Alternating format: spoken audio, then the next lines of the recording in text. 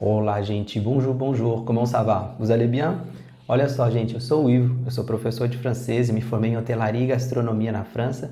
E agora eu estou criando essa série aqui no YouTube sobre alguns monumentos de Paris.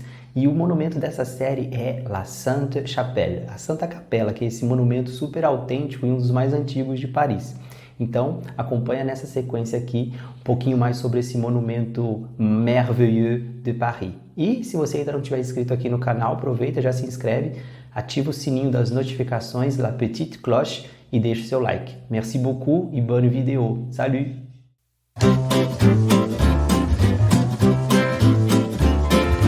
Olá, gente. Bonjour, bonjour. Olha só onde que eu tô aqui, vou dar uma baixada aqui. Hoje a gente está aqui na Sainte-Chapelle, na Santa Capela, bem no centro de Paris. Então, é essa história que a gente vai conhecer hoje desse monumento gótico construído em 1241 até 1248. Então, somente 7 anos para construir essa capela aqui lá no século XII, certo? É uma capela do estilo gótico, então, como eu dizia, e o grande atrativo, né, a grande atração aqui da Sainte-Chapelle são os vitrais que a gente está vendo aqui por fora.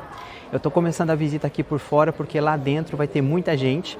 Eu não vou poder falar tão alto assim, então eu preferi começar aqui por fora também para vocês já apreciarem um pouquinho desse monumento, né?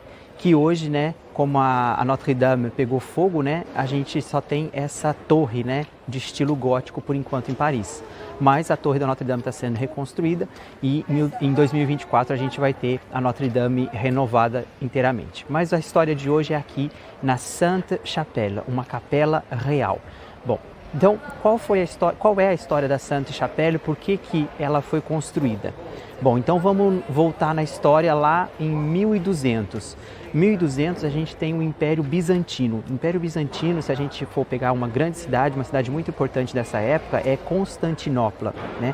É a capital do Império Bizantino. Hoje é a atual Istambul.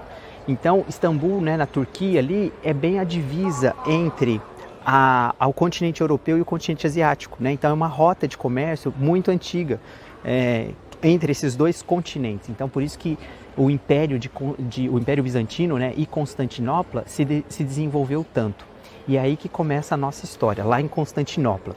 Como era uma cidade muito rica, né, pelo comércio de especiarias, né, por esse comércio de mercadorias entre a Europa e a Ásia, Constantinopla foi se desenvolvendo e criando muito poder, né? E os imperadores de Constantinopla, para manter ainda mais esse poder, eles se aliavam à igreja, né? No caso, a igreja católica da época. E aí, o que o imperador de Constantinopla tinha em 1204 em possessão? O que era a posse do imperador de Constantinopla? As relíquias sagradas do Cristo. O que são relíquias sagradas, né? Porque essa aqui, a Sainte-Chapelle é uma capela que abrigou as relíquias sagradas. O que são então essas relíquias?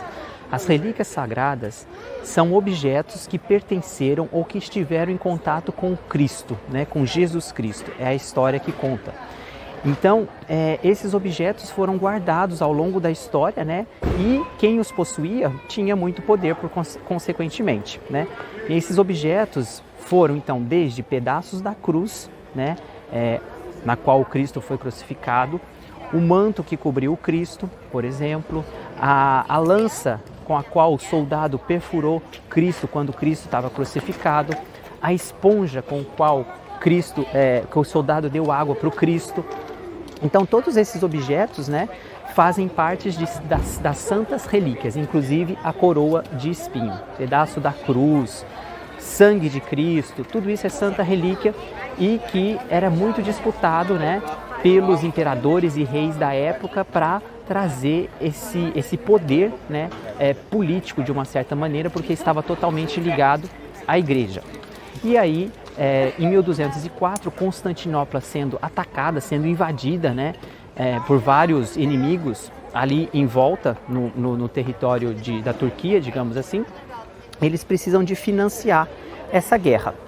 Enquanto isso, aqui na França, a gente já passa para 1226, o rei São Luís, né, ele se torna rei, ele nasceu em 1214, mas ele se torna rei em 1226. Ele reinou durante 43 anos, né? São Luís, ou Luís IX, né? Porque ele foi canonizado enquanto ele era vivo, né? Então ele se tornou um santo da Igreja Católica. Então, São Luís, lá, quando ele se torna rei em 1226, ele começa a se interessar muito pela questão de adquirir as relíquias sagradas, né, para trazer mais esse poder para o reino da França, no caso. E aí, ele não queria financiar a guerra, né, para Constantinopla se defender dos inimigos, mas ele tem essa ideia. Ele fala, bom, eu posso comprar as relíquias sagradas que vocês têm, e aí eu vou ajudar, né, de certa maneira, a combater a guerra que acontece aí sem financiar a guerra, porque eu vou estar comprando essas relíquias de vocês. Essas relíquias, gente, na época, o valor dessas relíquias foram de 135 mil libras. Isso equivalia mais ou menos a metade do orçamento anual do reino aqui de São Luís. Então, uma soma muito importante, muito, muito grande. Mas mesmo assim, São Luís continua com essa ideia e ele acaba adquirindo as relíquias sagradas, né? Um pedaço da cruz e a coroa de espinhos do Cristo.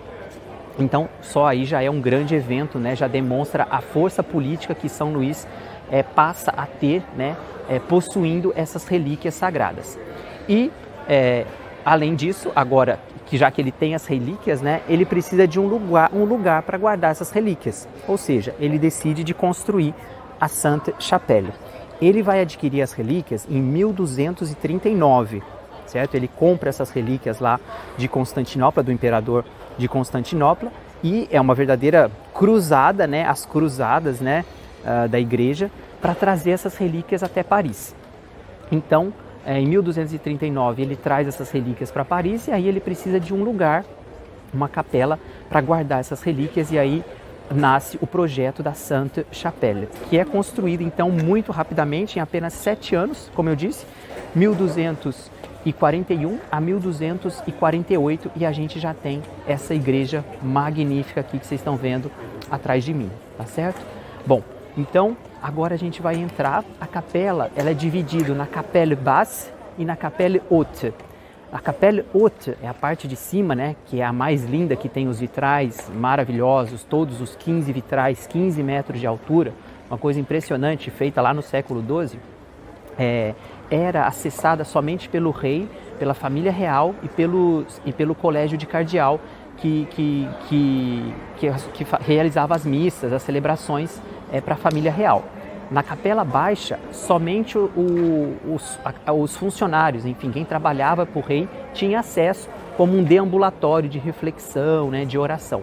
Mas o rei mesmo, ele nem ficava na parte de baixo, ele ficava realmente na parte de cima, que dava acesso ao palácio, né, aos aposentos reais, porque aqui a gente está no primeiro palácio real.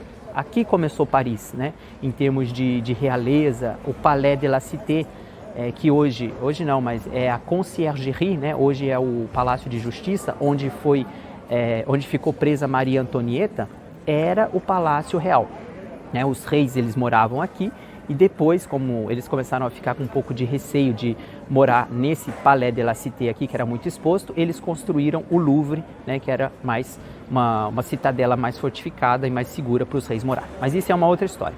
Por enquanto, a gente está lá em 1248, né? Quando a Santa Capela fica pronta, e São Luís vive aqui então com a sua mãe, Blanche de Castilla, Branca de Castela, né? Castilha é uma região, era um reino da Espanha, né? E por aliança, então, a princesa do reino de Castilha se casa com o pai, né? No caso de São Luís, de Luís IX, que era Luís VIII, e vem então ser rainha da França. Ela foi uma rainha regente, né, durante a minoridade, quando São Luís era menor de idade. Então, ela foi uma rainha muito firme, ela manteve o reino, ela expandiu inclusive o reino da França, enquanto o filho São Luís era menor de idade, certo? Então ela tem uma presença também muito marcante aqui, a gente vai ver alguns elementos que aparecem muito, a figura de Blanche de Castilla, certo? Bom, então vamos lá, vamos entrar. Bom, a primeira dica, eu recomendo que vocês comprem seus bilhetes antes, tá? Como se diz, de vir aqui na Santa Capela, é mais fácil. Quem compra ingresso, falei bilhete, quem compra ingresso para, como é que fala? Em agências e tudo mais, tem que ver, gente, que muitas vezes tem que trocar o ingresso antes de vir para o monumento, tá? Não é esse ingresso que você compra que você pode vir para o monumento diretamente, tá bom? Vou virar aqui um pouquinho para vocês, ó.